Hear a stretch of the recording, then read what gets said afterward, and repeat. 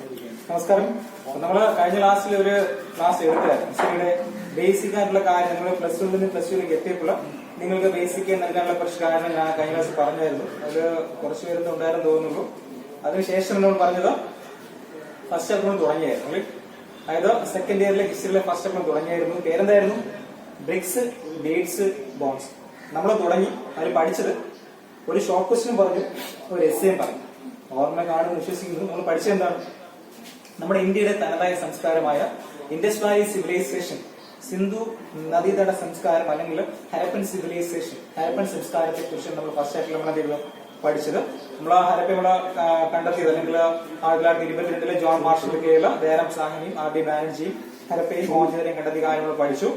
അതിനുശേഷം ഹരപ്പയുടെ 3 തിരിച്ചു, അതായത് ഏർലി ഹരപ്പ, മെച്ചൻ ഹരപ്പ, ലേറ്റൻ ഹരപ്പ. അത് ഏർലി ഹരപ്പയുടെയും മെച്ചൻ ഹരപ്പയുടെയും ഫീച്ചേഴ്സ്, സവിശേഷതകൾ എന്ത് ചെയ്തായിരുന്നു അത് നമ്മൾ അന്ന് പഠിച്ചായിരുന്നു.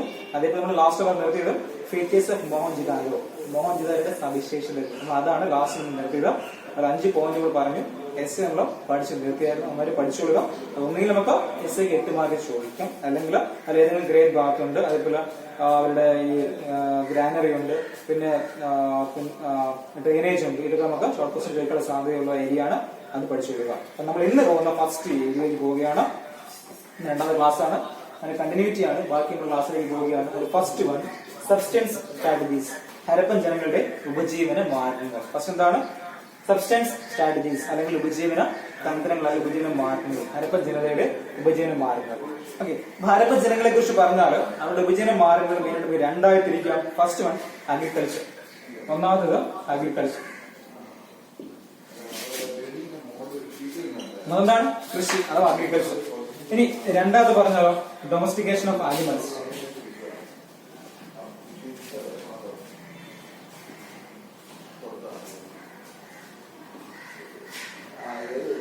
Domestication of animals. അപ്പൊ രണ്ടേ ഉള്ളൂ. അപ്പൊ നമുക്ക് സാധാരണയായിട്ട് 4 മാർക്കാണ് ഈ ക്വസ്റ്റ്യൻ ചോദിച്ചു കാണുന്നത്. സബ്സ്റ്റൻസ് സ്ട്രാറ്റജീസ് ഓഫ് ഹരപ്പൻ അല്ലെങ്കിൽ ഹരപ്പൻ ജനങ്ങളുടെ ഉപജീവന മാർഗങ്ങൾ എന്തൊക്കെയായിരുന്നു, എന്തൊക്കെയാണ് ഉള്ളു പഠിക്കും. നമുക്ക് എന്തൊക്കെയാണ്? ഒന്ന് അഗ്രികൾച്ചർ, കൃഷി. രണ്ടാമത് ഡൊമസ്റ്റിക്കേഷൻ ഓഫ് ആനിമൽസ് അല്ലെങ്കിൽ മൃഗപരിപാലനം, മൃഗങ്ങൾ എന്ത് ചെയ്തു ഇണക്കി വളർത്തുകയും ചെയ്തു. ഇനി ഇങ്ങനെ നോക്കുമ്പോൾ അഗ്രികൾച്ചറിലേക്ക് എത്തിക്കഴിഞ്ഞാൽ അവർ എന്തെല്ലാം ക്രോപ്സ് അല്ലെങ്കിൽ എന്തെല്ലാം വിളകളായിരിക്കാം കൃഷി ചെയ്തിരുന്നത്. ഫസ്റ്റ് പഠിക്കാനുള്ളത് അന്ന് അവർ എന്തെല്ലാം വിളകളാണ് കൃഷി ചെയ്തിരുന്നത്. ഫസ്റ്റ് പറഞ്ഞാൽ വീറ്റ് ഉണ്ടായിരുന്നു, ഗോതമ്പുണ്ടായിരുന്നു, അതുപോലെ ബാർലി ഉണ്ടായിരുന്നു, മൈസ് അല്ലെങ്കിൽ ചോളം ഉണ്ടായിരുന്നു, പിന്നെ മില്ലറ്റ്സ്, തിന ഉണ്ടായിരുന്നു, അതുപോലെ സീസം അഥവാ എള്ള്. അപ്പൊ ഇതൊക്കെയാണ് ഫസ്റ്റ് പോയിന്റ്. പറഞ്ഞാലോ ഹരപ്പൻ ജനങ്ങളുടെ ഉപജീവന മാർഗങ്ങൾ അല്ലെങ്കിൽ സബ്സ്റ്റൻസ് പാറ്റേൺസ് പറഞ്ഞാലോ അഗ്രികൾച്ചറും ഡൊമസ്റ്റിക്കേഷൻ ആനിമൽസ് ആയിരുന്നു ഫസ്റ്റ് പോയിന്റ്. രണ്ടാമത്തെ പോയിന്റ് അഗ്രികൾച്ചർ എടുക്കാൻ, കൃഷി എടുക്കാം. കൃഷിയെ കുറിച്ച് പറഞ്ഞാലോ ഹരപ്പൻ ജനത മെയിനായിട്ടും കൃഷി ചെയ്തു. എന്തൊക്കെയാണ് കൃഷി ചെയ്തിരുന്നതോ? ഒന്ന് wheat, barley, mice, millets, season. ഗോതമ്പ് ഉണ്ടായിരുന്നു, ബാർലി ഉണ്ടായിരുന്നു, ചോളം ഉണ്ടായിരുന്നു, പിന്നെ തിനയുണ്ടായിരുന്നു, കടുകുണ്ടായിരുന്നു. ഇതൊക്കെയാണ് കൂടുതലായിട്ടും ആര് കൃഷി ചെയ്തിരുന്നത്? ഹരപ്പൻ ജനങ്ങൾ കൃഷി ചെയ്തിരുന്നത്. ഇനി നമുക്ക് അടുത്ത ടെക്നോളജീസ് ആണ്, അഗ്രികൾച്ചർ ടെക്നോളജീസ് ആണ്. അപ്പൊ നമുക്ക് ഇന്നറിയാം, ഇന്ന് കാണപ്പെടുന്ന പോലെ ടെക്നോളജീസ് ഉണ്ട് ആദ്യ കാലഘട്ടത്തിൽ ഉണ്ടായിരുന്നത്. അറിയാലോ. അപ്പൊ നമുക്ക് ഇന്ന് കൃഷി ഇറക്കുവാനും നിലം നെയ്യുവാനും വിത്ത് വിതയ്ക്കുന്നതിനും അല്ലെങ്കിൽ കൊയ്യുന്നതിനും എല്ലാത്തിനും എന്തുണ്ട്? മെഷീൻസ് ഉണ്ട്. കാരണം ടെക്നോളജി ഒരുപാട് ഇമ്പ്രൂവ് ആയപ്പോൾ എന്തിനു സാധിച്ചു? പുതിയ പുതിയ യന്ത്രങ്ങൾ കണ്ടുപിടിക്കുകയും അത് നമുക്ക് കാർഷിക മേഖലയിൽ ഉപയോഗിക്കാൻ സാധിക്കുകയും ചെയ്യും. പക്ഷെ ഹരപ്പൻ ജനങ്ങളെ കുറിച്ച് പറയുമ്പോൾ അത് ടെക്നോളജി വളരെ ഇമ്പ്രൂവ് ആയിരുന്നില്ല. അപ്പൊ അവർ മെയിനായിട്ടും നിലവിളങ്ങൾ ഉപയോഗിച്ച് കലപ്പയായിരുന്നു അല്ലെങ്കിൽ ക്രോസ് ആയിരുന്നു പറയപ്പെടുന്നത്. നമുക്ക് അതിന് വലിയ തെളിവുകളൊന്നുമില്ല. നമുക്ക് മനസ്സിലാക്കാൻ സാധിക്കുന്ന കാര്യം ഈ ടെറാക്കോട്ടസ് പരിശോധിക്കുമ്പോൾ, അല്ലെങ്കിൽ ഈ ടെറാക്കോട്ട മീൻസ് എന്താ? കളിമൺ രൂപങ്ങൾ. അപ്പൊ അന്ന് ഹരപ്പൻ ജനങ്ങൾ ഒരുപാട് വസ്തുക്കൾ കളിമണ്ണിൽ നിർമ്മിക്കുകയുണ്ടായി. അപ്പൊ അത്തരത്തിലുള്ള ഈ ടെറാക്കോട്ടസ് പരിശോധിക്കുമ്പോൾ അല്ലെങ്കിൽ കളിമൺ രൂപങ്ങൾ പരിശോധിക്കുമ്പോൾ അതിലും കാണപ്പെടുന്നു കലപ്പയുടെ ഒരു കലപ്പ് അല്ലെങ്കിൽ കളിമൺ രൂപത്തിലുള്ള കലപ്പ് നമുക്ക് കാണാൻ സാധിക്കുന്നുണ്ട്. അപ്പൊ അത് വ്യക്തമാക്കുന്നത് ഒരുപക്ഷെ ഹരപ്പൻ ജനങ്ങൾക്ക് കലപ്പയെ കുറിച്ചുള്ള അറിവുണ്ടായിരുന്നു. അപ്പൊ അതുകൊണ്ട് തന്നെ അവർ നിലമെഴുതാനായി ഉപയോഗിച്ചത് കലപ്പ് അല്ലെങ്കിൽ പ്ലോസ് ഉപയോഗിച്ചുള്ള കൃഷി രീതി എന്ന ഹരപ്പൻ ജനങ്ങൾക്ക് അറിയാമായിരുന്നു. ഇനി മറ്റൊരു പ്രത്യേകത, ഇനി അവർ മെയിനായിട്ട് ഇതുപോലെയുള്ള മെറ്റൽസ് ഉപയോഗിച്ചുള്ള ടൂൾസ് വളരെ കുറവായിരുന്നു. മെയിനായിട്ട് സ്റ്റോൺ ടൂൾസ് ആണ് ഉപയോഗിച്ചത്. ഹരപ്പൻ ജനങ്ങളെ കുറിച്ച് പറഞ്ഞാൽ എങ്ങനെയുള്ളൂ? ഒന്നെങ്കിൽ സ്റ്റോണിലോ അല്ലെങ്കിൽ വുഡൻ തടി ഉപയോഗിച്ചുള്ള ഒന്നെങ്കിൽ ശിലകൾ ഉപയോഗിച്ചുള്ളതോ അല്ലെങ്കിൽ തടികൾ ഉപയോഗിച്ചുള്ളതായിട്ടുള്ള പണിയായുധങ്ങളാണ്, വെപ്പൺസ് ആണ് ആരുപയോഗിച്ചത്? ഹരപ്പൻ ജനങ്ങൾ ഉപയോഗിച്ചത്. അപ്പൊ അവർ ഇന്ന വസ്തുക്കൾ ഇതെല്ലാം കൃഷി ചെയ്തിരുന്നു. ഈ കൃഷിക്ക് വേണ്ടി അവർ നിലം എന്ത് ചെയ്യുകയുണ്ടായി? ഉഴുതു മറിക്കുകയുണ്ടായി, അല്ലെങ്കിൽ ഫ്ലോ ചെയ്യുകയുണ്ടായി. അപ്പൊ കലപ്പ ഉപയോഗിച്ചവർ എന്ത് ചെയ്യുണ്ടായി? നിലം ഉഴുതു മറിക്കുകയുണ്ടായി. പക്ഷെ ഇന്നത്തെ പോലെയുള്ള അല്ലെങ്കിൽ കലപ്പയൊന്നും ഇന്ന് കലപ്പയൊന്നുമില്ല. പക്ഷെ ആ കാലഘട്ടത്തെ കുറിച്ച് പറയുമ്പോൾ അവർക്ക് ഇരുമ്പിനെ കുറിച്ചുള്ള അറിവെല്ലാം വളരെ പരിമിതമായതുകൊണ്ട് തന്നെ അവർ മെയിൻ ആയിട്ടും ഒന്നെങ്കിൽ സ്റ്റോൺസോ അല്ലെങ്കിൽ വുഡോ ശിലകൾ ഉപയോഗിച്ചുകൊണ്ടോ അല്ലെങ്കിൽ തടികൾ ഉപയോഗിച്ചുകൊണ്ടുള്ള ഉപകരണങ്ങളാണ് അവർ എന്തിനു വേണ്ടി ഉപയോഗിച്ചത്? കൃഷി ചെയ്യുന്നതിന് വേണ്ടി മെയിൻ ആയിട്ടും ഉപയോഗിച്ചിരുന്നത്. Okay, 2 point. ഇനി അടുത്ത പോയിന്റ് പറഞ്ഞു കഴിഞ്ഞാൽ ഈ ഹരപ്പയെ കുറിച്ച് പറഞ്ഞ ഒരു സെമി എറൈഡ് ലാൻഡ് ആണ്. അതൊരു സെമി എറൈഡ് ലാൻഡ് ആണ്, അല്ലെങ്കിൽ സാധാരണ വരണ്ട അല്ലെങ്കിൽ അർദ്ധ ഊഷരമായിട്ടുള്ള പ്രദേശമാണ് ഹരപ്പ. ഒരുപാട് ജലസാധ്യത ഉള്ള പ്രദേശമായിരുന്നു, അല്ലെങ്കിൽ ജലസേനം കുറച്ചുള്ള പ്രദേശമായിരുന്നു ഹരപ്പ. ഒരു സെമി എറൈഡ് ലാൻഡ്, അല്ലെങ്കിൽ ഭൂമിയെല്ലാം കുറച്ച് വരണ്ട പ്രദേശമായതുകൊണ്ട് തന്നെ അവർ കൂടുതലായി ഡിപ്പെൻഡ് ചെയ്യേണ്ടി വന്നത് ഇറിഗേഷൻ ഫെസിലിറ്റീസിനെയാണ്. അവർ കൂടുതലായി ഉപയോഗിച്ചത് ഇറിഗേഷൻ ഫെസിലിറ്റീസ് അല്ലെങ്കിൽ ജലസേചന മാർഗം ഉപയോഗിച്ചാണ് അവർ കൂടുതലായി കൃഷി ചെയ്തിരുന്നത്. ഓക്കെ, ഹരപ്പ ഒരു സെമി എറൈഡ് ലാൻഡ് ആയതുകൊണ്ട് തന്നെ അവർ കൂടുതലായി ഡിപ്പെൻഡ് ചെയ്തിരുന്നത് ഇറിഗേഷൻ ഫെസിലിറ്റീസിനെയാണ്, അല്ലെങ്കിൽ മെയിനായിട്ടും ജലസേനത്തെ ആശ്രയിച്ചാണ് ഹരപ്പയുടെ ജനങ്ങൾ എന്ത് ചെയ്യുന്നത്? കൃഷി ചെയ്തിരുന്നത്. അപ്പൊ ഒരു ഇറിഗേഷൻ ആരംഭിക്കുന്നതിന് വേണ്ടി അവര് മെയിൻ ആയിട്ട് കനാൽ നിർമ്മിച്ചു. അതുപോലെ റിസർവിയർ, ജലസംഭരണികൾ, അതുപോലെ വെൽസ്, കിണറുകൾ. അപ്പൊ ഇതിൽ നിന്നാണ് അവർ എന്ത് ചെയ്തത്? അവിടേക്ക് ആവശ്യമായിട്ടുള്ള ജലം എത്തിക്കുകയും ചെയ്തത്. നമുക്ക് ഇത്രയും ഡീപ്പായി പഠിക്കണം വേണ്ട, ടെക്സ്റ്റിൽ ഒരുപാട് വലിച്ചു വാരി കൊടുത്തിട്ടുണ്ട്. നിങ്ങൾ ഇത്രയും മാത്രം പഠിച്ചാൽ മതി. കാരണം നമുക്ക് 4 മാർക്കേ ചോദിക്കുള്ളൂ. ഇവിടെ ഒരു 2 പോയിന്റ് പഠിക്കുക, ഇവിടെ 2 പോയിന്റ് പഠിക്കുക, അത്രയേ ഉള്ളൂ. നമ്മൾ ഒന്നുകൂടെ പറയാം. നമുക്ക് അഗ്രികൾച്ചറെ കുറിച്ച് പറഞ്ഞപ്പോൾ നമ്മൾ മെയിനായിട്ട് പറഞ്ഞ അവർ എന്തെല്ലാം വസ്തുക്കളാണ് കൃഷി ചെയ്തിരുന്നത്. അതായത് ഗോതമ്പ് ഉണ്ടായിരുന്നു, ബാർലി ഉണ്ടായിരുന്നു, ചോളം ഉണ്ടായിരുന്നു, തിന ഉണ്ടായിരുന്നു, പിന്നെ കടുക് പോലെ വസ്തുക്കളുണ്ടായി കൃഷി ചെയ്തു. ഇനി കൃഷിക്ക് വേണ്ടി അവർ കലപ്പ് ഉപയോഗിച്ചു എന്നതിന് തെളിവുകൾ ലഭിച്ചിട്ടുണ്ട്. കാരണം ടെറാക്കോട്ടസ് പരിശോധിക്കുമ്പോൾ അല്ലെങ്കിൽ കളിമൺ പരിശോധിക്കുമ്പോൾ അതിൽ എന്ത് കാണുന്നുണ്ട്? കലപ്പയുടെ ചിത്രം കാണാൻ സാധിക്കുന്നുണ്ട്. അപ്പൊ അത് വ്യക്തമാക്കുന്നത് കലപ്പ് ഉപയോഗിച്ചവർ എന്ത് ചെയ്ത് കാണും? നിലം ഉഴുത് മറിച്ച് കാണാം. പക്ഷെ ഏറ്റവും പ്രത്യേകത മെറ്റൽസിനെ കുറിച്ചുള്ള അറിവ് വളരെ പരിമിതമായതുകൊണ്ട് തന്നെ, അല്ലെങ്കിൽ ലോഹങ്ങളെ കുറിച്ചുള്ള അറിവ് വളരെ പരിമിതമായതുകൊണ്ട് തന്നെ ഹരപ്പൻ ജനത കൃഷിക്ക് വേണ്ടി ഉപയോഗിക്കുന്ന ആയുധങ്ങൾ ഒന്നെങ്കിൽ സ്റ്റോൺ ടൂൾസ് അല്ലെങ്കിൽ വുഡൻ ടൂൾസ്, തടികൾ കൊണ്ടുണ്ടാക്കിയ ആയുധങ്ങളായിരിക്കാം, അതല്ലെങ്കിൽ കല്ലിൽ നിർമ്മിച്ച ആയുധങ്ങളായിരിക്കും, ഉപകരണങ്ങളായിരിക്കും അവർ എന്തിനു വേണ്ടി ഉപയോഗിച്ചത്? കൃഷിക്ക് വേണ്ടി ഉപയോഗിച്ചിരുന്നു. പിന്നെ പറഞ്ഞ പോലെ ഹരപ്പയെ കുറിച്ച് പറഞ്ഞ ഒരു സെമി എറൈഡ് ലാൻഡ് ആണ്, അല്ലെങ്കിൽ ഒരു അർദ്ധ ഊഷ്മളമായ പ്രദേശമാണ് ഹരപ്പ. അപ്പൊ അതുകൊണ്ട് തന്നെ ഇറിഗേഷൻ അവർ mostly depend on irrigation facilities. അവർ കൂടുതലായും ആശ്രയിച്ചിരുന്നത് ജലസേന മാർഗത്തെയാണ് അവർ ആശ്രയിച്ചാണ് കൃഷി ഇറക്കിയിട്ടുള്ളത്. ഇറിഗേഷന് വേണ്ടി, ജലസേനത്തിന് വേണ്ടി അവരെന്തൊക്കെ നിർമ്മിച്ചു? കനാൽ നിർമ്മിച്ചു, അതേപോലെ റിസർവിയർ, ജലസംഭരണികൾ നിർമ്മിച്ചു, അതുപോലെ വെല്ല്, തങ്ങളുടെ വീടുകളിലുള്ള അല്ലെങ്കിൽ തങ്ങളുടെ പ്രദേശങ്ങളിൽ കാണപ്പെടുന്ന കിണറുകളിൽ നിന്നുള്ള ജലം അവർ എന്ത് ചെയ്യുകയുണ്ടായി? ഇവിടേക്ക് എത്തിക്കുകയും ചെയ്തു. ഇത്രയേ ഉള്ളൂ ഹരപ്പയുടെ അഗ്രികൾച്ചർ. ഓക്കെ, അപ്പൊ നമ്മൾ നേരെ പോകുന്നത് ഡൊമസ്റ്റിക്കേഷൻ ഓഫ് ആനിമൽസ്, മൃഗപരിപാലനം. അവിടെ രണ്ടാമത്തെ ഉപജീവന മാർഗം എന്തായിരുന്നു?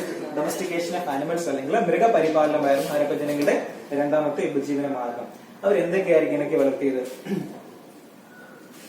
കാറ്റ്യൂസ് ഉണ്ടായിരുന്നു, കന്നുകാലികളുണ്ടായിരുന്നു, പിന്നെ പിഗ് പന്നി ഉണ്ടായിരുന്നു, ഷീപ്പ്, ചെമ്മരിയാടുണ്ടായിരുന്നു, ഗോട്ട്, ആടുണ്ടായിരുന്നു, ബുള്ള്, കാളയുണ്ടായിരുന്നു, അതുപോലെ ക്യാമൽസ്, ഒട്ടകമുണ്ടായിരുന്നു, ആസ്, കഴുതയുണ്ടായിരുന്നു. ഇങ്ങനെയുള്ള ജീവികളെയാണ് അവർ മെയിനായിട്ട് ഇണക്കി വളർത്തിയിരുന്നത്. എന്തൊക്കെയായിരുന്നു പറഞ്ഞാല്? കന്നുകാലികളുണ്ടായിരുന്നു, അതേപോലെ പന്നി ഉണ്ടായിരുന്നു, ചെമ്മരിയാടുണ്ടായിരുന്നു, ആടുണ്ടായിരുന്നു, കാളയുണ്ടായിരുന്നു, ഒട്ടകം, അതുപോലെ കഴുത പോലെയുള്ള മൃഗങ്ങൾ അവർ എന്ത് ചെയ്യുണ്ടായി? ഇണക്കി വളർത്തിയിരുന്നു. മെയിനായിട്ടും 2 കാര്യങ്ങൾക്ക് വേണ്ടിയായിരിക്കും അവർ എന്ത് ചെയ്തത്? ഈ മൃഗങ്ങളെ ഇണക്കി വളർത്തിയത്. ഒന്ന്, അവർക്ക് ആവശ്യമായ പാൽ ഉൽപ്പന്നങ്ങൾക്ക് വേണ്ടി. അതേപോലെ ഈ പറഞ്ഞ കാളകളെയോ അല്ലെങ്കിൽ കാറ്റിൽസ് അവർ എന്ത് ചെയ്യുണ്ടായി? ഈ നിലം ഉഴുന്നതിന് വേണ്ടി. കാരണം പലപ്പോഴും കാളകൾ എന്ത് ചെയ്യുണ്ടായി? കൃഷിക്ക് വേണ്ടി, നിലം ഉഴുന്നതിന് വേണ്ടി അവർ എന്ത് ചെയ്യുണ്ടായി? കാളകൾ അവർ ഉപയോഗിക്കുകയും ചെയ്തു.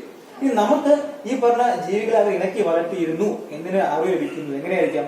പല പ്രദേശങ്ങളിൽ ലഭിച്ചുള്ള ടെറാക്കോട്ടാസ് അല്ലെങ്കിൽ കളിമൺ തുണികൾ പരിശോധിക്കുമ്പോൾ നമ്മൾ ഈ പറഞ്ഞ എല്ലാത്തിന്റെയും പിക്ചർ നമുക്ക് അവിടെ കാണാൻ സാധിക്കും. അത്തരം ടെറാക്കോട്ടാസ് അല്ലെങ്കിൽ അത്തരം കളിമൺ രൂപങ്ങളിൽ കൂടുതൽ നമുക്ക് എന്ത് കാണാൻ സാധിക്കുന്നുണ്ട്? ഈ പറഞ്ഞ രൂപങ്ങൾ കാണാൻ സാധിക്കുകയും ചെയ്യുന്നുണ്ട്. അതുകൊണ്ട് തന്നെ ഹരപ്പയിലെ ജനങ്ങൾ ഈ മൃഗങ്ങളെ എന്ത് ചെയ്തിരുന്നു? ഇണക്കി വളർത്തിയിരുന്നതുപോലെ തെളിവായി പറയപ്പെടുകയും ചെയ്യാം.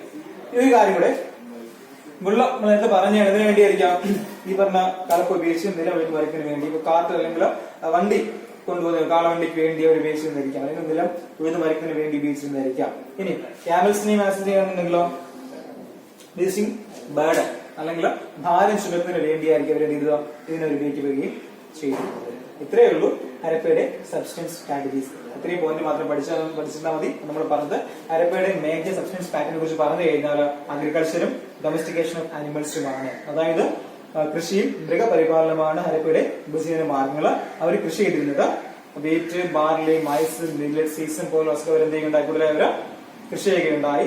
ഇനി അവിടെ ടെക്നോളജി കുറിച്ച് പറഞ്ഞാൽ അഗ്രികൾച്ചർ ടെക്നോളജിയെ കുറിച്ച് പറഞ്ഞാൽ ഒരുപാട് ഡെവലപ്ഡ് ആയിരുന്നില്ല. അപ്പൊ അതുകൊണ്ട് തന്നെ ആ ഒരു കാലഘട്ടത്തിൽ ഉണ്ടായിരുന്ന അറിവ് വെച്ചാൽ അവർ കൂടുതലായി കൃഷി ചെയ്തിരുന്നത്. അവർ കൃഷിക്ക് വേണ്ടി ഉപയോഗിച്ചിരുന്ന ഈ പറഞ്ഞ വെപ്പൺസ് ടൂൾസ് കൂടുതലായിരുന്നു ഒന്നുകിൽ സ്റ്റോൺസിലുള്ളതോ അല്ലെങ്കിൽ വുഡനായിരുന്നു, തടികൾ കൊണ്ടുള്ളതോ അല്ലെങ്കിൽ കല്ലുകൾ കൊണ്ടുള്ളതോ ആയിരുന്നു. പിന്നെ പറഞ്ഞ പോലെ ഹരപ്പ ഒരു സെമി അരിഡ് ലാൻഡ് ആയതുകൊണ്ട് തന്നെ ഒരു വരണ്ട പ്രദേശമായതുകൊണ്ട് തന്നെ അവർ കൂടുതലും ഡിപ്പെൻഡ് ചെയ്യേണ്ടി വന്നവർക്ക് ഇറിഗേഷനെ ആയിരുന്നു, അല്ലെങ്കിൽ ജലസേന മാർഗത്തെ ആശ്രയിച്ചാണ് അവർ എന്ത് ചെയ്തത് കൂടുതലായി അവർ കൃഷി ചെയ്തിരുന്നത്. ഇനി അതിനു വേണ്ടി അവർ എന്ത് ചെയ്യുന്നുണ്ടായി? കനാലുകൾ നിർമ്മിച്ചു, റിസർവേറുകളും കനാലുകളും ജലസംഭരണികളും കിണറും നിർമ്മിച്ചുകൊണ്ട് അവിടേക്ക് അവർ എന്ത് ചെയ്യുന്നുണ്ടായി? ജലം എത്തിക്കുകയും ചെയ്തിരുന്നു. പിന്നെ നമ്മൾ നേരെ പോയത് ഡൊമസ്റ്റിക്കേഷൻ ഓഫ് ആനിമൽസിലാണ്, അല്ലെങ്കിൽ മൃഗപരിപാലനത്തിലേക്ക് എത്തിയത്. അവർ മേജറായിട്ട് cattles, pig, sheep, goat, bull, camels, ആസ്കോ എന്നിവ അവർ എന്ത് ചെയ്യുന്നുണ്ടായി? ഇണക്കി വളർത്തിയിരുന്നു. ഇതിനു വേണ്ടിയായിരിക്കും മെയിനായിട്ടും ഒന്നാമത് പാൽ ഉൽപ്പന്നങ്ങൾക്ക് വേണ്ടി ആയിരിക്കും മെയിനായിട്ട് ഉണക്കി വളർത്തിയത്. അതുപോലെ കൃഷിക്ക് വേണ്ടി അവർ എന്ത് ചെയ്യുന്നുണ്ടായി? അല്ലെങ്കിൽ നില വീടിന് വേണ്ടി മറ്റു കാര്യങ്ങൾക്ക് വേണ്ടി അവർ എന്ത് ചെയ്യുന്നുണ്ടായി? ഉപയോഗിക്കുകയും ചെയ്തിരുന്നു. പിന്നെ ഈ പറഞ്ഞ ആസസ് അല്ലെങ്കിൽ ക്യാമൽസ് ചെയ്യണമെന്നുണ്ടെങ്കിലോ ഈ ഭാരം കൊണ്ടുപോകുന്നതിന് വേണ്ടി അവർ എന്ത് ചെയ്യുന്നുണ്ടായി? ഉപയോഗിക്കുകയും ചെയ്തിരുന്നു. ഇതാണ് ഫസ്റ്റ് സബ്സ്റ്റൻസ് സ്റ്റഡീസിനകത്ത് വരുന്നത്. 4 മാർക്കാണ് ആ ക്വസ്റ്റ്യൻ ചോദിക്കുന്നത്. Okay,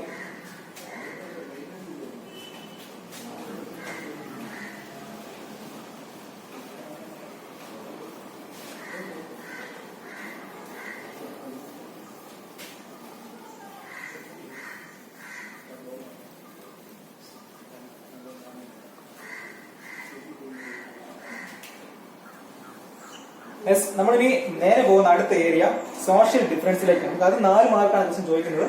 social difference.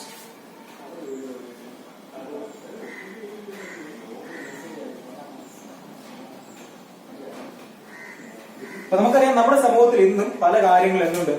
Social difference ഉണ്ട്, അനാചാരങ്ങളുണ്ട്. അതായത് ഉള്ളവരുണ്ട്, ഇല്ലാത്തവരുണ്ട്, പാവപ്പെട്ടവരുണ്ട്, പണക്കാരനുണ്ട്. അങ്ങനെ ഒരുപാട് അനാചാരങ്ങൾ ഇന്നും നമ്മുടെ സമൂഹത്തിൽ ഉണ്ട്. ഇതേപോലെ നമ്മൾ ഹരപ്പൻ പീപ്പിളിനെ കുറിച്ച് പറയുമ്പോൾ ആ കാലഘട്ടത്തിൽ എന്തുണ്ടായിരുന്നു? സോഷ്യൽ ഡിഫറൻസ് ഉണ്ടായിരുന്നു, സാമൂഹികമായിട്ടുള്ള വ്യത്യാസം ഉണ്ടായിരുന്നു. സോഷ്യൽ ഡിഫറൻസ് മീൻസ് സാമൂഹികമായിട്ടുള്ള വ്യത്യാസം ഉണ്ടായിരുന്നു. സാമൂഹിക വ്യത്യാസം ഉണ്ടായിരുന്നു. 3 കാര്യങ്ങൾ പരിശോധിക്കുമ്പോൾ മനസ്സിലാക്കാൻ സാധിക്കും. ഒന്ന്, ബറിയേഴ്സ്, അവരുടെ ശവസംസ്കാര രീതികൾ. ഫസ്റ്റ് ബറിയേഴ്സ് അല്ലെങ്കിൽ ശവസംസ്കാര രീതികൾ. രണ്ടാമത്തത് തിങ്സ് ഓഫ് ലക്സറി, ആഡംബര വസ്തുക്കൾ, തിങ്സ് ഓഫ് ലക്സറി. മൂന്നാമത്തത് ഡിഫറെന്റ് ടൈപ്സ് ഓഫ് ഡ്വെല്ലിങ്സ്, വിവിധ തരം വസതികൾ. ഓക്കെ, അപ്പൊ നമ്മൾ ഈ 3 കാര്യങ്ങൾ പരിശോധിക്കുമ്പോൾ നമുക്ക് എന്ത് മനസ്സിലാക്കാൻ പറ്റും? ഹരപ്പയുടെ സോഷ്യൽ ഡിഫറൻസ് മനസ്സിലാക്കാൻ പറ്റും. ഓക്കെ, 4 മാർക്കാണ് ഈ ക്വസ്റ്റ്യൻ ചോദിച്ച് കണ്ടിട്ടുള്ളത്. ഈ 3 പോയിന്റ് ചെയ്തപ്പോൾ നിങ്ങൾക്ക് 1 മാർക്ക് കിട്ടും. ഏതൊക്കെയാണ്? ബറിയേഴ്സ്, ശവസംസ്കാര രീതികൾ. ഒന്ന്. രണ്ടാമത് തിങ്സ് ഓഫ് ലക്സറി, ആഡംബര വസ്തുക്കൾ. മൂന്നാമത് ഡിഫറെന്റ് ടൈപ്സ് ഓഫ് ഡ്വെല്ലിങ്സ്, വിവിധ തരം വീടുകൾ അല്ലെങ്കിൽ വസതികൾ. ഇനി 3 പോയിന്റ് നമുക്ക് ഓരോ പോയിന്റ് ഒരുപാട് ഡീപ്പായി പോകണമെന്നില്ല, ഓരോന്നും 2 പോയിന്റ് എക്സ്പ്ലെയിൻ ചെയ്തതിന് മതി നമുക്ക് ഫുൾ മാർക്ക് കിട്ടും. ഫസ്റ്റ് വൺ ബറിയേഴ്സ് അല്ലെങ്കിൽ ശവസംസ്കാര രീതികളാണ്. അപ്പൊ നിങ്ങൾക്കറിയാം നമ്മളിപ്പോൾ എങ്ങനെയാണ് ശവസംസ്കാരം നടത്തുന്നത്? ഒരാൾ മരിച്ച് നമ്മൾ എന്ത് ചെയ്യും? കത്തിക്കും. ഹിന്ദുക്കളുടെ ആചാരത്തിൽ എന്ത് ചെയ്യുന്നത്? ദഹിപ്പിക്കുകയല്ലേ ചെയ്യും, ആണല്ലോ. പക്ഷേ ഈ പറഞ്ഞ ഹരപ്പയുടെ ജനങ്ങളെ കുറിച്ച് പറഞ്ഞു കഴിഞ്ഞാൽ അവിടെ ഒരാൾ മരിച്ചു കഴിഞ്ഞാൽ അവരെന്ത് ചെയ്യില്ല?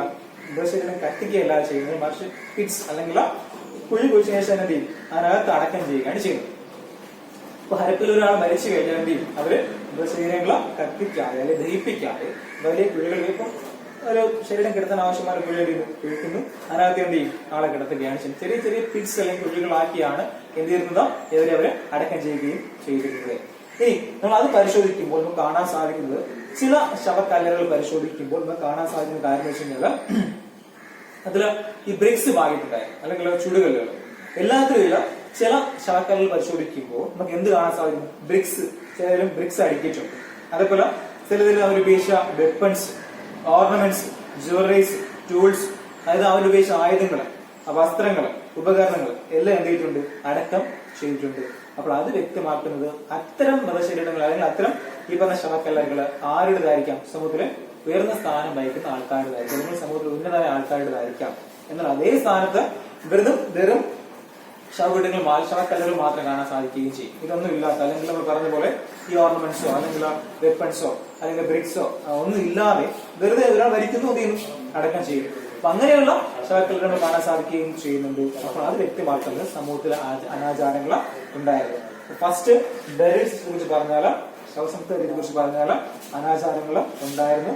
നമ്മൾ ചില പിറ്റ്സ് പരിശോധിക്കുമ്പോൾ, ചില കല്ലുകൾ അല്ലെങ്കിൽ പേര് പരിശോധിക്കുമ്പോൾ കാണാൻ സാധിക്കുന്നത് അവർ ഉപയോഗിക്കുന്ന ഓർണമെന്റ്സ്, വെപ്പൺസ്, അതുപോലെ ഡ്രസ്സ് എല്ലാം എന്ത് ചെയ്യുന്നു? അതിനകത്ത് അടക്കം ചെയ്യുമായിരുന്നു. അല്ലെങ്കിൽ ഈ പറഞ്ഞ ചൂടുകല്ലുകൾ, ബ്രിക്സ് എന്ത് ചെയ്യാൻ അടക്കം ചെയ്യുമായിരുന്നു.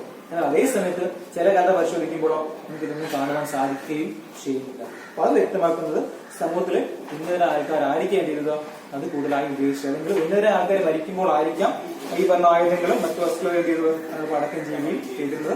പക്ഷേ സാധാരണക്കാരായ ആൾക്കാർ മരിക്കുമ്പോൾ ഇന്ന് ഒരുമിട്ടില്ല ചെയ്യുകയും ചെയ്യുമായിരുന്നു. First burial patterns. ഓക്കെ, രണ്ടാമത് തിങ്സ് ഓഫ് ലക്സറി, ആഡംബര വസ്തുക്കളുടെ നിർമ്മാണത്തെ കുറിച്ച് പറയുന്നത്. അപ്പൊ അന്ന് ഈ ഹരപ്പയെ കുറിച്ച് പറഞ്ഞത് അന്ന് രണ്ട് രീതിയിലുള്ള വസ്തുക്കൾ ഉണ്ടായിരുന്നു. ഒന്ന് യൂട്ടിലിറ്റേറിയൻ പ്രൊഡക്റ്റും അതേപോലെ തന്നെയാണ് ലക്സറീസ്. യൂട്ടിലിറ്റേറിയൻ എന്താണ്? നമ്മുടെ സാധാരണ ഉപയോഗിക്കുന്ന വസ്തുക്കളാണ് യൂട്ടിലിറ്റേറിയൻ, നമ്മുടെ നിത്യനുള്ള ആവശ്യങ്ങൾക്ക് വേണ്ടി ഉപയോഗിക്കുന്നത്. അവിടെ അന്ന് പറഞ്ഞു കഴിഞ്ഞാൽ നീഡിൽ സൂചി ഉണ്ടായിരുന്നു, അതേപോലെ ആട്ടുകളില് അല്ലെങ്കിൽ ചെറിയൊരു ഉപകരണങ്ങള്, അതൊക്കെ വരുന്നതാണ് ഏത് അവിടെ ഈ യൂട്ടിലിറ്റേറിയൻ അല്ലെങ്കിൽ അവർ ഡെയിലി ഉപയോഗിക്കുന്ന വസ്തുക്കളെ കുറിച്ച് പറഞ്ഞത്. എന്നാൽ അതേ സ്ഥാനത്ത് ലക്സറീസിനെ കുറിച്ച് പറഞ്ഞു കഴിഞ്ഞാൽ വളരെ റെയർ ആയിട്ടുള്ള മെറ്റീരിയൽസ് അല്ലെങ്കിൽ മറ്റു പ്രദേശങ്ങളിൽ നിന്ന് ഇവിടെ കൊണ്ടുവന്നിട്ടുള്ള റോ മെറ്റീരിയൽസ്, അസംസ്കൃത വസ്തുക്കൾ, അത് ഉപയോഗിച്ച് നിർമ്മിക്കപ്പെടുന്ന ജുവലറി പ്രൊഡക്റ്റ് അല്ലെങ്കിൽ ആഭരണങ്ങൾ, അല്ലെങ്കിൽ വളരെ റെയർ ആയിട്ടുള്ള ഒബ്ജക്റ്റ്, വളരെ ചുരുക്കമായി ലഭിക്കുന്ന ചില വസ്തുക്കൾ, അപ്പൊ അത് ഉപയോഗിച്ച് നിർമ്മിക്കുന്ന വസ്തുക്കൾ, അതിനേക്കാണ് എന്നറിയപ്പെടുന്നത് ലക്സറീസ്. നമ്മൾ ഉദ്ദേശിക്കുമ്പോൾ നമ്മൾ ഇന്ന് ഒരുപാട് ലക്സറീസ് ഉപയോഗിക്കുന്നുണ്ട്, അല്ലെങ്കിൽ ആഡംബരങ്ങൾ ഉപയോഗിക്കുന്നുണ്ട്. പക്ഷെ അതൊന്നും അല്ല അവർ ഉപയോഗിച്ചത്. മെയിനായിട്ടും ഓർണമെന്റ്സ് ഉണ്ടായിരുന്നു, ആഭരണങ്ങൾ ഉണ്ടായിരുന്നു. അത് നമ്മളെ പോലെയുള്ള മറ്റു പ്രദേശങ്ങളിൽ കൊണ്ടുവരുമ്പോൾ ചെലവ് വളരെ കൂടുതലാണ്. അപ്പൊ അതുകൊണ്ട് തന്നെ അത്തരം വസ്തുക്കൾ ഉപയോഗിക്കുന്ന എല്ലാവരും ആരായിരിക്കാം? സമൂഹത്തിൽ ഉന്നത ആൾക്കാരായിരിക്കും ഉപയോഗിക്കുന്നത്. അതുപോലെ പല വെസൽസ് അല്ലെങ്കിൽ പാത്രങ്ങൾ, വളരെ വിലപിടിപ്പുള്ള സ്വർണം പൂശിയ പാത്രങ്ങൾ, അപ്പൊ അതൊക്കെയാണ് ഏത് പേരിൽ അറിയപ്പെടുന്നത്? ലക്സറീസ് അല്ലെങ്കിൽ ആഡംബര വസ്തുക്കൾ. മെയിനായിട്ട് പറഞ്ഞു കഴിഞ്ഞാൽ ഇത് കൂടുതലും കണ്ടെത്തിയിട്ടുള്ളത് ഹരപ്പയിലും മോഹൻജദാരോയിലുമാണ്. ഈ രണ്ട് പ്രദേശങ്ങളും ഉയരം കൂടിയ പ്രദേശങ്ങളാണ്. ഹരപ്പയില് അല്ലെങ്കിൽ ഇൻഡസ് വാലിയിലെ മറ്റു പ്രദേശങ്ങൾ കമ്പയർ ചെയ്യപ്പെടുമ്പോൾ ഈ ലക്സറീസ് അല്ലെങ്കിൽ ആഡംബര വസ്തുക്കൾ കൂടുതലും കണ്ടെത്തപ്പെട്ടിട്ടുള്ളത് എവിടെയാണ്? ഹരപ്പയിലും അല്ലെങ്കിൽ മോഹൻജദാരോയിലുമാണ് കൂടുതലും കണ്ടെത്തപ്പെട്ടിട്ടുള്ളത്. അപ്പൊ അതുകൊണ്ട് തന്നെ അത് വ്യക്തമാക്കുന്നത് അത്തരം പ്രദേശങ്ങളിലെ ആൾക്കാരായിരിക്കും കൂടുതലായും എന്ത് ഉപയോഗിച്ചത്? ഈ ലക്സറീസ് പ്രൊഡക്റ്റ് അല്ലെങ്കിൽ ആഡംബര വസ്തുക്കൾ ഉപയോഗിച്ചത്. അപ്പൊ അത് സൂചിപ്പിക്കുന്നത് എന്താ സംഭവം? എന്താ? അപ്പോൾ സമൂഹത്തില് ഡിഫറൻസ് ഉണ്ടായിരുന്നു, അല്ലെങ്കിൽ സാമൂഹിക അസമത്വങ്ങൾ ഉണ്ടായിരുന്നു. സമ്പന്നരായ അല്ലെങ്കിൽ സമൂഹത്തിലോ സോഷ്യൽ സ്റ്റാറ്റസ് വളരെ ഉയർന്ന ആൾക്കാർ മാത്രമാണ് അത്തരം പ്രൊഡക്റ്റ് വസ്തുക്കൾ കൂടുതലായി ഉപയോഗിച്ചിരുന്നത്. സാധാരണക്കാരായാലും കോമൺ പീപ്പിൾസിന് ഇത്തരം വസ്തുക്കൾ ഉപയോഗിക്കുവാൻ സാധിച്ചിരുന്നില്ല. അതും ജനങ്ങൾക്കിടയിൽ സോഷ്യൽ ഡിഫറൻസ് ഉണ്ടായിരുന്നു മനസ്സിലാക്കാൻ സാധിക്കുകയും ചെയ്യുന്നുണ്ട്. Okay, last one, different types of dwellings, വിവിധതരം വസതികൾ. നമ്മളിത് ആദ്യം പഠിച്ചതാണ്. കഴിഞ്ഞ ക്ലാസ്സിൽ നമ്മൾ പാഠം തുടങ്ങിയപ്പോൾ നമ്മൾ ആ മോഹൻജദാരോ ഫീച്ചേഴ്സ് സമയത്ത് നമ്മൾ പഠിച്ചതാണ്.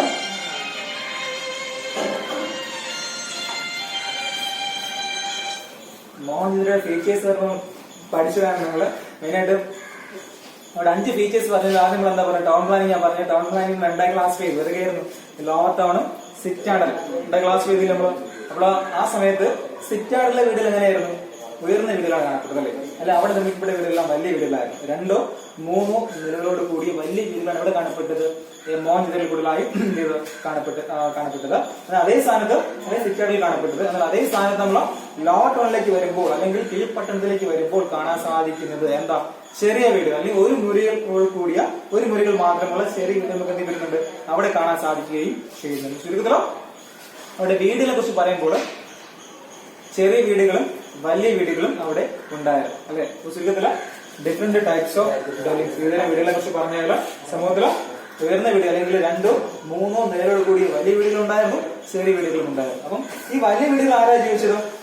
സമൂഹത്തിൽ ഉന്നതരായ ആൾക്കാരായിരിക്കും ആണല്ലോ. പക്ഷെ അതേ സ്ഥാനത്ത് ചെറിയ വീടുകളാണെങ്കിലോ ഈ കൃഷി പോലെയുള്ള ചെറിയ ചെറിയ കാര്യങ്ങൾ ചെയ്യുന്ന ആൾക്കാരായിരിക്കാം സമൂഹത്തിൽ ജീവിച്ചത്. അപ്പൊ അത് വ്യക്തമാക്കുന്നു ഹരപ്പൻ സമൂഹത്തിൽ എന്തുണ്ടായിരുന്നു? സോഷ്യൽ ഡിഫറൻസ് ഉണ്ടായിരുന്നു. ഇത്രയും ഡീപ്പായിട്ട് പഠിക്കാൻ പാടാണെന്നുണ്ട്, ഇത്രയും ഡീപ്പായിട്ട് പഠിക്കുന്നില്ല, കാര്യം മനസ്സിലാക്കി എഴുതിയാലും മതിയാവും. ഓക്കെ, നമ്മൾ രണ്ടാമത് പറഞ്ഞ കാര്യം എന്താ? ഹരപ്പ ജനങ്ങളുടെ സോഷ്യൽ ഡിഫറൻസ് ആണ് പറഞ്ഞത് ആണല്ലോ. അപ്പൊ സോഷ്യൽ ഡിഫറൻസ് കുറിച്ച് പറഞ്ഞു കഴിഞ്ഞാൽ 3 കാര്യങ്ങൾ പരിശോധിക്കുമ്പോൾ നമുക്ക് എന്ത് കാണാൻ സാധിക്കുന്നുണ്ട്?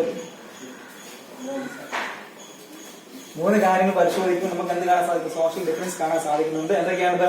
ബറിയൽസ് പാറ്റേൺസ്, അതായത് ശവസംസ്കാര രീതികളാണ്. അതൊക്കെ ഉണ്ടാകുന്ന തിങ്സ് ഓഫ് ലക്സറി, ആഡംബര വസ്തുക്കള. മൂന്നാമത് ഡിഫറെന്റ് ടൈപ്സ് ഓഫ് ഡെലിങ്സ്, വിവിധതരം വസതികൾ. ഇത് പരിശോധിക്കുമ്പോൾ നമ്മൾ കൂടുതലായിട്ട് എന്ത് മനസ്സിലാക്കണം?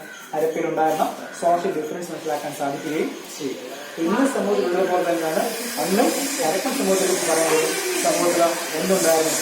സോഷ്യൽ ഡിഫറൻസ് ഉണ്ടായിരുന്നു. ഓക്കെ, 2 കാര്യം പഠിച്ചത്.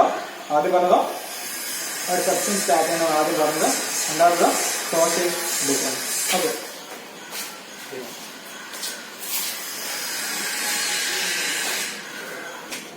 ഓക്കെ, നമ്മൾ 2 കാര്യം പഠിച്ചു. ഏതൊക്കെയാ? അവരുടെ സോഷ്യൽ ഡിഫറൻസും പറഞ്ഞു, സബ്സ്റ്റൻസ് സ്ട്രാറ്റജീസും പറഞ്ഞു. ഇനി നമ്മൾ നേരെ പോകുന്നത് അടുത്ത നമ്മൾ ഷോർട്ട് കോഴ്സ് വയ്ക്കുന്ന ഏരിയ ആണ്, ക്രാഫ്റ്റ് പ്രൊഡക്ഷനിലേക്കാണ് പോകുന്നത്.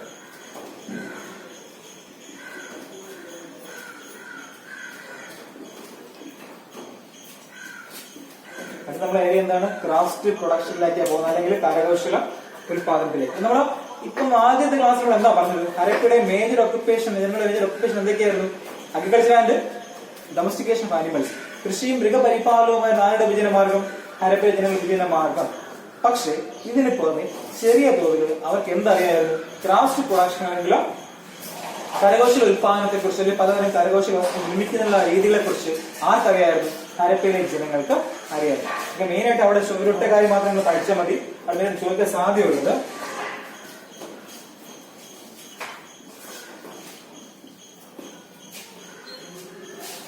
ബേഡ്സ് മേക്ക് അല്ലെങ്കിൽ കൺമണി മാലകളുടെ നിർമ്മാണം. വളരെ ഇമ്പോർട്ടന്റ് ക്വസ്റ്റ്യൻ കൂടിയാണ്, 3ാമത്തെ ക്വസ്റ്റ്യൻ ആണ്.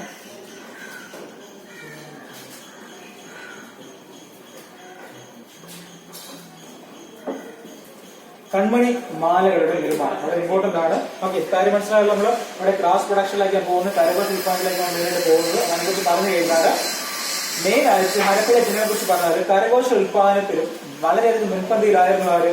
ഈ പറഞ്ഞ ഹരപ്പയിലെ ജനങ്ങള്. അപ്പൊ അതുകൊണ്ട് തന്നെ എന്നോട് പറഞ്ഞാൽ നമ്മുടെ ഈ ബെഡ് മേക്ക് അല്ലെങ്കിൽ മുത്ത് നിർമ്മാണം, അതിനുള്ള കൺമണി മാലകളുടെ നിർമ്മാണത്തെ കുറിച്ചുള്ള അറിവ് ആർക്കുണ്ടായിരുന്നു? ഹരപ്പയിലെ ജനങ്ങൾക്ക് മെയിനായിട്ട് എന്ത് ചെയ്യായിരുന്നു? അറിയായിരുന്നു. ഓക്കെ, അപ്പം കൺമണി മാലകളെ കുറിച്ച് പറഞ്ഞു കഴിഞ്ഞാൽ അത് എങ്ങനെയായിരിക്കും ബന്ധപ്പെട്ടുള്ളത്? കൺമണി മാലകളെ കുറിച്ച് പറഞ്ഞാൽ വ്യത്യസ്തങ്ങളായ പ്രദേശങ്ങളിൽ നിന്നും പലതരം വസ്തുക്കൾ ഇവിടെ എത്തിച്ചുകൊണ്ടാണ് അവരെന്ത് ചെയ്തത്? കൺമണി മാലകളെ നിർമ്മിച്ചത്, അല്ലെങ്കിൽ ബിഡ്സുകൾ നിർമ്മിച്ചത്. അപ്പൊ ഇത്തരത്തിലുള്ള വൃത്തുകൾ നിർമ്മിക്കുന്നതിന് വേണ്ടി, അല്ലെങ്കിൽ മാലകൾ നിർമ്മിക്കുന്നതിന് വേണ്ടി പലതരം വസ്തുക്കൾ അവരെന്ത് ചെയ്യുണ്ടായി? പലതരം ഒബ്ജക്റ്റ് അവർ എന്ത് ചെയ്യുണ്ടായി? ഉപയോഗിച്ചു. എന്നിട്ട് പറഞ്ഞാൽ ഇന്ദ്രനീല കല്ലുകള്, അതുപോലെ വെള്ളാരി കല്ലുകള്, സൂര്യകാന്തി കല്ലുകള്, ഇതിന് പുറമെ ചെമ്പ്, വെങ്കലം, സ്വർണം പോലുള്ള വസ്തുക്കളെല്ലാം ഉപയോഗിച്ചുകൊണ്ട് അവരെന്ത് ചെയ്യുണ്ടായി? കൺമണി മാലകളെ നിർമ്മിച്ചു.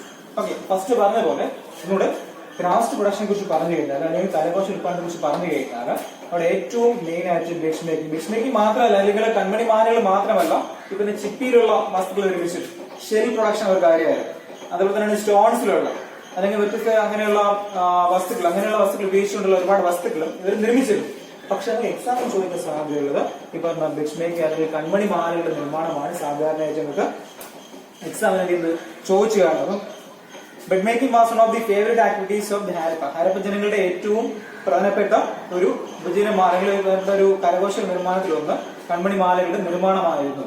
ഇനി മെയിനായിട്ട് പറഞ്ഞാൽ അവർ ഉപയോഗിച്ചത് നമ്മൾ പറഞ്ഞുള്ള ഫെൽസ്പർ ഉപയോഗിച്ചു, അല്ലെങ്കിൽ സ്റ്റേറ്റേജ് ഉപയോഗിച്ചു, അതിനുള്ളിൽ കർണീലിയം ഇന്ദ്രനീല കല്ലുകൾ ഉപയോഗിച്ചു. അതേപോലെ തന്നെയാണ് ജാസ്പർ, സൂര്യകാന്തി കല്ലുകൾ, ക്രിസ്റ്റൽ അങ്ങനെയുള്ള വസ്തുക്കൾ ഉപയോഗിച്ചുകൊണ്ട് അവർ എന്ത് ചെയ്തോ ഇത്തരം ബിഡ്സ് നിർമ്മിച്ചത്, അല്ലെങ്കിൽ കൺമണി മാലകളെ നിർമ്മിച്ചത്.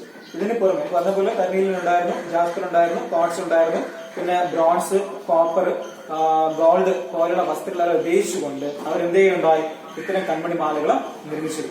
ഫസ്റ്റ് പോയിന്റ് പറഞ്ഞു കഴിഞ്ഞാൽ ജാസ്പർ ഉണ്ടായിരുന്നു, കർണീലിയൻ ഉണ്ടായിരുന്നു, ക്വാർട്സ്. ഇതിന് പുറമെ പിന്നെ നമ്മൾ പറഞ്ഞ എന്തൊക്കെയാണ്? Copper, bronze, gold. ഈ പറഞ്ഞ വസ്തുക്കൾ ഫസ്റ്റ് പറഞ്ഞാൽ ഈ പറഞ്ഞ വസ്തുക്കൾ jasper, carnelian, quartz, copper, bronze, gold ഇങ്ങനെയുള്ള വസ്തുക്കളെ ഉപയോഗിച്ചുകൊണ്ടാണ് അവർ എന്ത് ചെയ്യുന്നത് ഈ കൺമണി മാല അവർ നിർമ്മിക്കുന്നത്. ഓക്കെ, ഇനി ആര് പറഞ്ഞ ഡിഫറെന്റ് ഷേപ്പ് അല്ലെങ്കിൽ പല വലിപ്പം ഇത് കാണാൻ സാധിക്കുന്നുണ്ട്. ഡിഫറെന്റ് ഷേപ്പ്, പല വലിപ്പത്തിൽ ഈ കൺമണി മാലകൾ നിർമ്മിക്കാൻ പല വലിപ്പത്തിൽ കൺമണി മാലകൾ നിർമ്മിച്ചത്. സിലിണ്ടറിക്കൽ ഷേപ്പ് ഉണ്ടായിരുന്നു, അതുപോലെ തന്നെയാണ്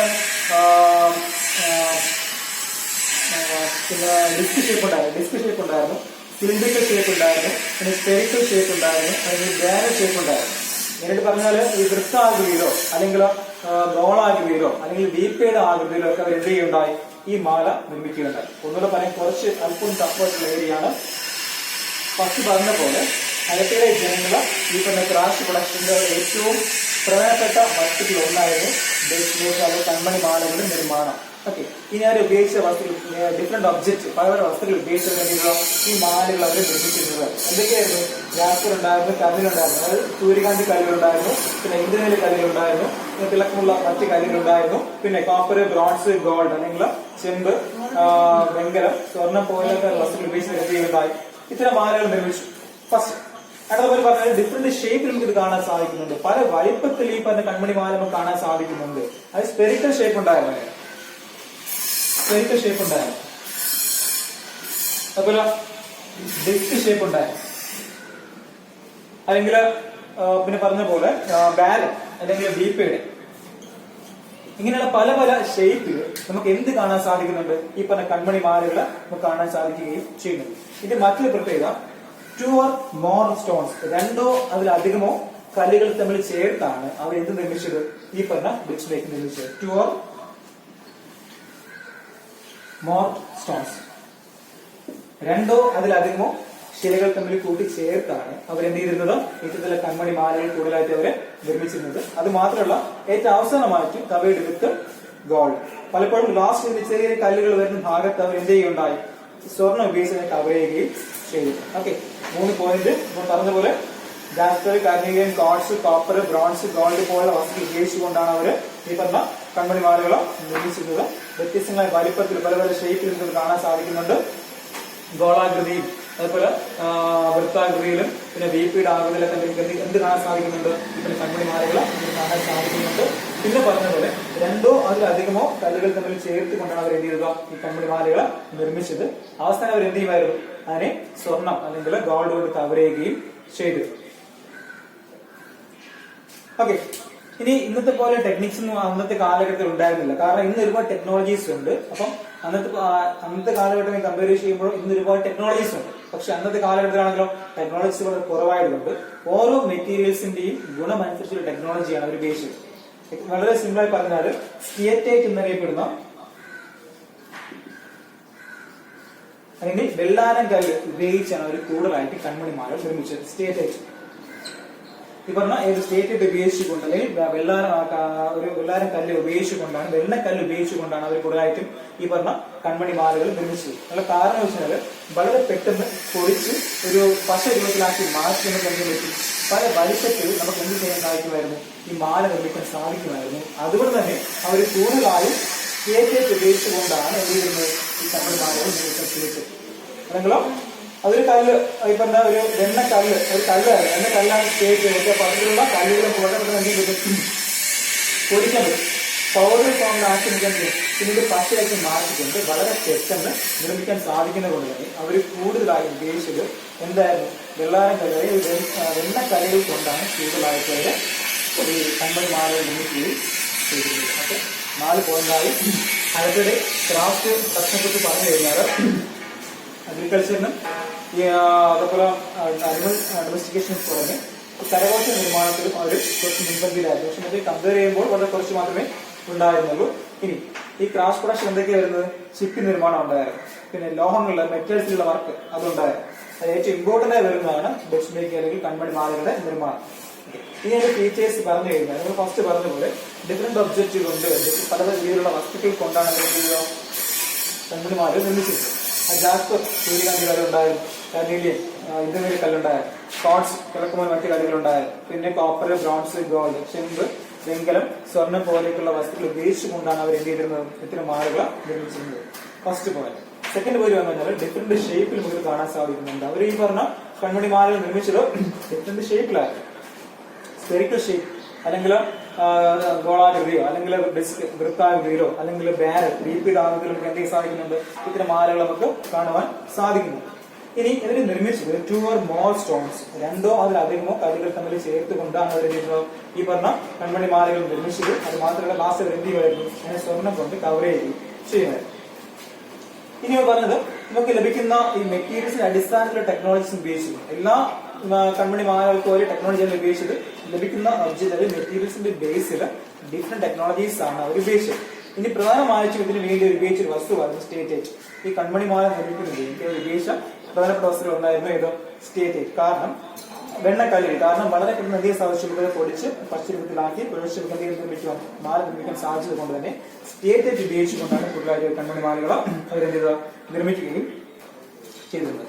ലാസ്റ്റ് പറഞ്ഞ പോലെ പല പ്രദേശത്ത് നാഗേശ്വർ, ഇന്ത്യയിലെ പല പ്രദേശങ്ങളിൽ നിന്നും നാഗേശ്വർ, ബാലക്കോട്ട് പോലുള്ള പല പ്രദേശങ്ങളിൽ നിന്നും ഈ പറഞ്ഞ ചിപ്പിയുടെ അവശിഷ്ടങ്ങളും അതേപോലെ തന്നെയാണ് ഈ ബെഡ് മേക്കിംഗ് കൺമണി മാലകളുടെ അവശിഷ്ടങ്ങൾ ലഭിക്കുകയും ചെയ്തിട്ടുണ്ട്. ഇവിടെയൊക്കെയാണ് വേണ്ടത് നാഗേശ്വർ, ബാലക്കോട്ട് എന്നീ പ്രദേശങ്ങൾ.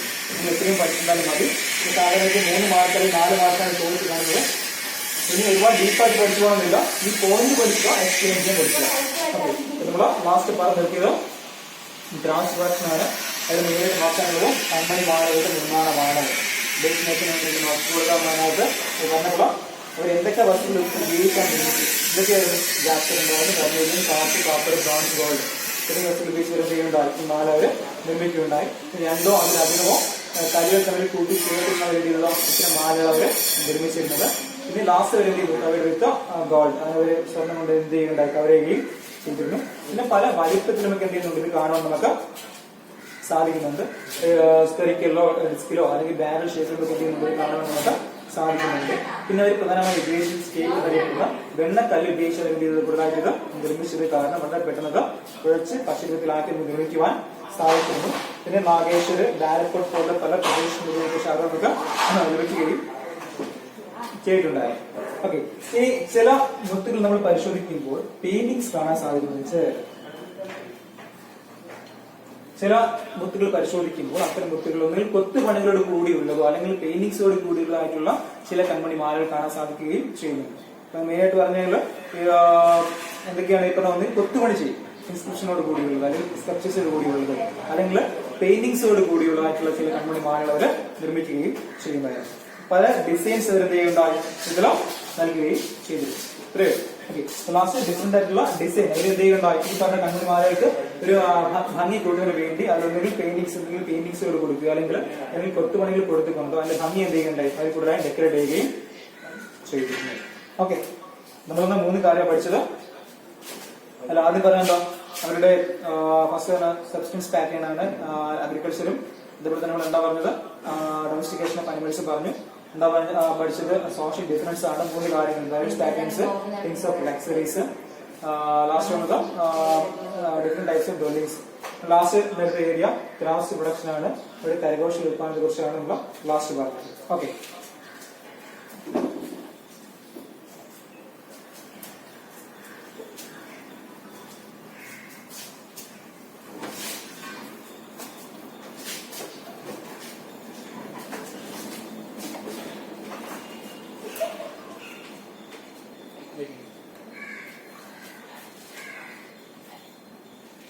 നമ്മളിന്ന് ക്ലാസിന്റെ ലാസ്റ്റ് ഏരിയയിലേക്ക് പോവുകയാണ്. Strategies four procuring materials.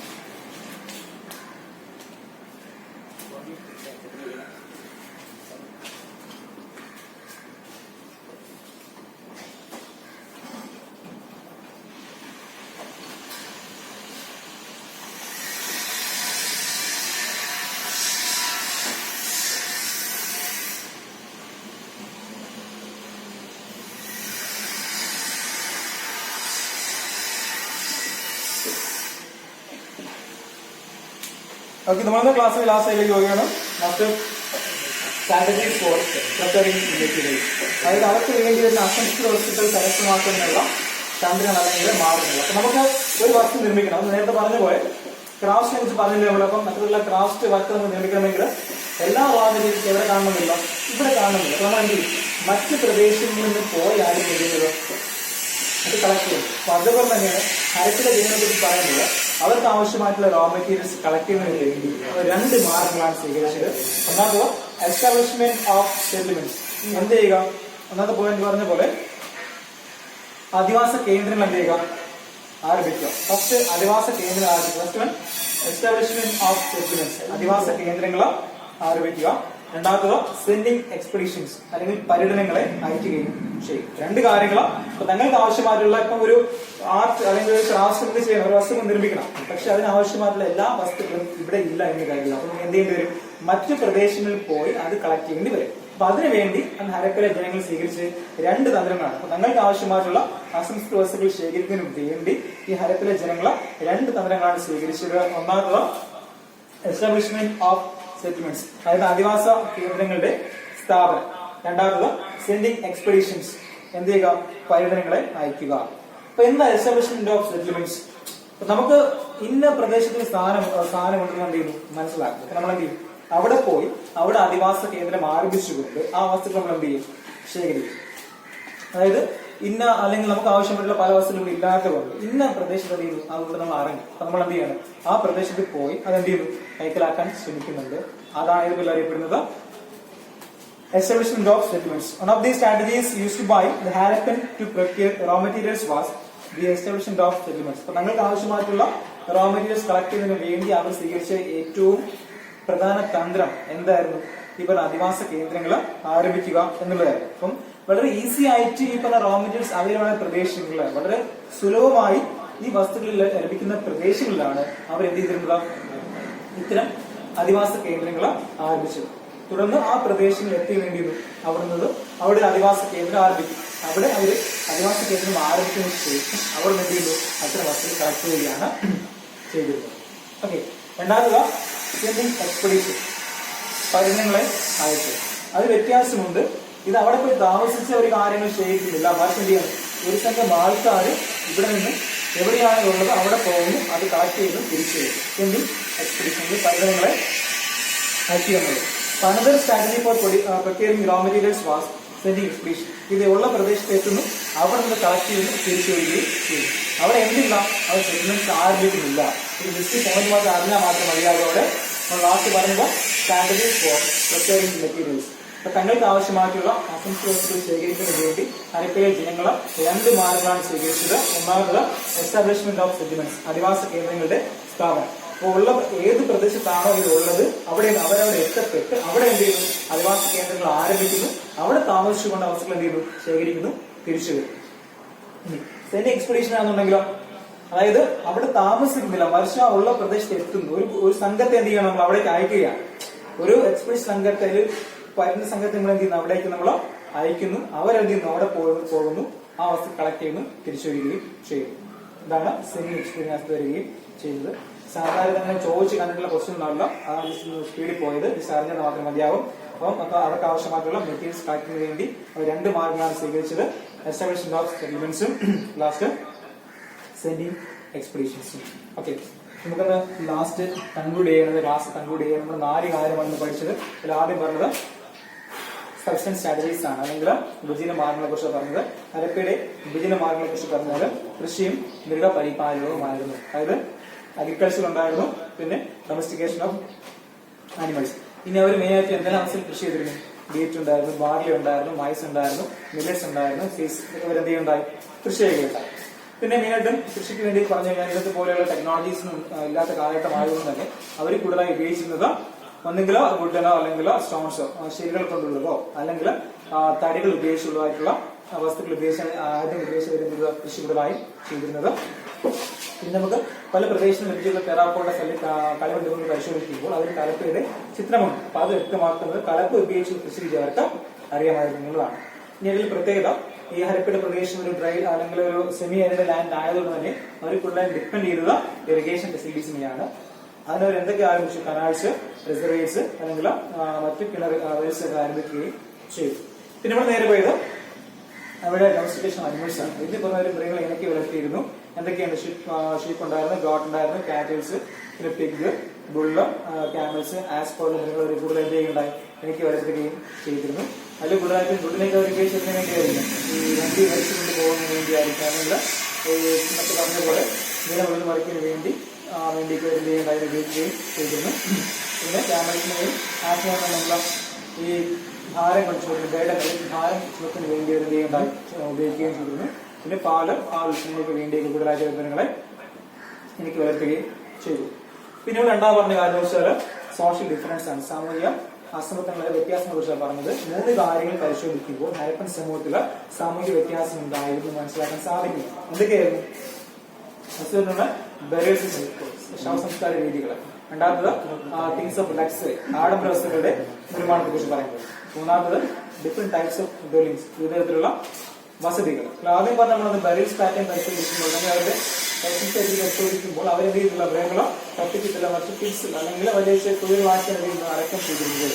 പക്ഷെ അത്തരം തൊഴിൽ പരിശോധിക്കുമ്പോൾ നമുക്ക് കാണാൻ സാധിക്കുന്നത് എന്താണ്, ചില തൊഴിലുള്ള ബ്രിക്സ് അരച്ചിട്ടുണ്ട് അല്ലെങ്കിൽ മൺകടൽ അരച്ചു വെച്ചിട്ടുണ്ട്. അതിനോടൊപ്പം തന്നെ അവർ ഉപയോഗിച്ച വെപ്പൺസ്, ടൂൾസ്, ഡ്രസ്, ഓർണമെന്റ്സ് എല്ലാം വീട്ടിലുണ്ടാകും അടക്കം ചെയ്യുകയും ചെയ്തു. അപ്പൊ ചില തൊഴിലാണെന്നുണ്ടെങ്കിൽ ഒന്നും കാണാൻ സാധിക്കുന്നു. അപ്പൊ അത് മനസ്സിലാക്കി തരുന്ന കാര്യം ഈ പറഞ്ഞ ആയുധങ്ങളും ഉപകരണങ്ങളും ഭക്ഷണങ്ങളും എല്ലാം വച്ചിട്ടുള്ളത് ഒരുപക്ഷെ സമൂഹത്തിലെ ഉയർന്ന ആൾക്കാരുടെ ആയിരിക്കും, മറ്റേതാണെന്നുള്ള സമൂഹത്തിൽ താഴ്ന്ന ആൾക്കാരുടെ ആയിരിക്കും. രണ്ടാമത് തിങ്സ് ഓഫ് ലക്സറി ആണ്, ആഡംബര വസ്തുക്കളാണ്.